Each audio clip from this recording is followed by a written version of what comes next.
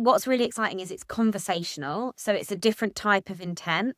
But for example, if you are Tesco's, I don't know why I've chosen that, but you're Tesco's, you sell kids' clothing, you want people to come and buy your school uniform. There's probably signals that parents are giving on ChatGPT, e.g., like, how do I settle my child into a set? Tips that I used to get my kid ready. I'm not a mum, so I'm just making, that would be the right signals to influence you understanding that they are a parent and they've got a kid going to school that you could then serve them an ad. That could just be a campaign you ran for August. It doesn't have to be an always on strategy, I don't think. But also, what you've highlighted there is the importance of not treating it like a search campaign, because it's not search, really.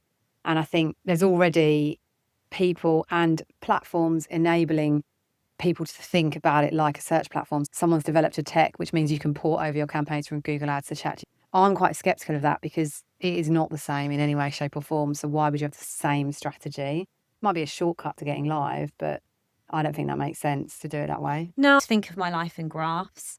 Compartmentalised. But this is how I think about most things. And I think if you think about intent, there's different levels of intent that you can understand through conversational prompts. Yes. So there's high intent, so take that school uniform. Yes. There'll be people saying, where is the best or where is the cheapest place for me to buy a school uniform for my kids, and having conversations around that. That is high intent. You'd want to be there. I don't know why I've chosen school uniform in an area I know. Timely. But then there's probably other things that you could use to build audiences and personas to contextually target people. Yeah. And that's the thing I think with conversational search, if we want to call it that, it's actually thinking about intent, but also contextual targeting. Yes. So for example, you might be saying, what free activities are there in Chelmsford for my kids to do in the school holidays? Exactly.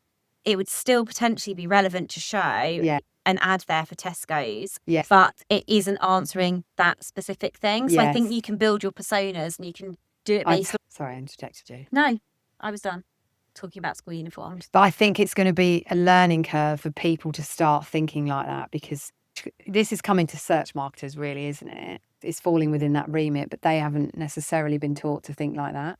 Do think like that naturally. In my head, it sits with textual advertising. Yeah, so like definitely. when we're talking to clients about it and we're pitching and thinking about the different buckets of platforms, you've got your intent platforms, which it does overlap with, as we've said. But then also, if you think about contextual advertising, this is still a contextual platform. So I think there's different, if intent's really high down to low, I think there's ways that you can use it. You're going to have different CPAs or different ROAS, I imagine, but depending on what you're trying to sell will influence where you want to be on that and like how open you are. So if you've got a product or service that somebody's not going to buy instantly, you probably, want to be on the high intent, but you probably want to be down here as well when people are starting that journey. So if you're selling a holiday, if you're searching for, you're talking about February holidays, if you were searching for holidays in the Caribbean or like best places to go for sun, that's great. But there's probably like a whole other list of signals that you could target before you got to the destination. Yeah, like even if I'm looking up the half-term days. And timing around that, definitely. And time zones and stuff, because there's a lot of thinking that happens before the thinking about the actual trip. But I also think that sometimes everyone's like, AI would then replace a travel agent.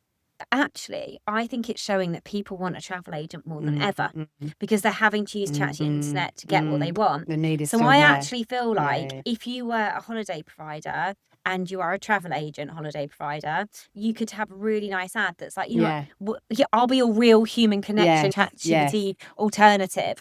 So I think that there's a lot of things, holidays came to my mind, where you're like, well, this would replace a human. Like, for example, is it Better Health, the counselling? I was like, is it Better Reach, Better Health?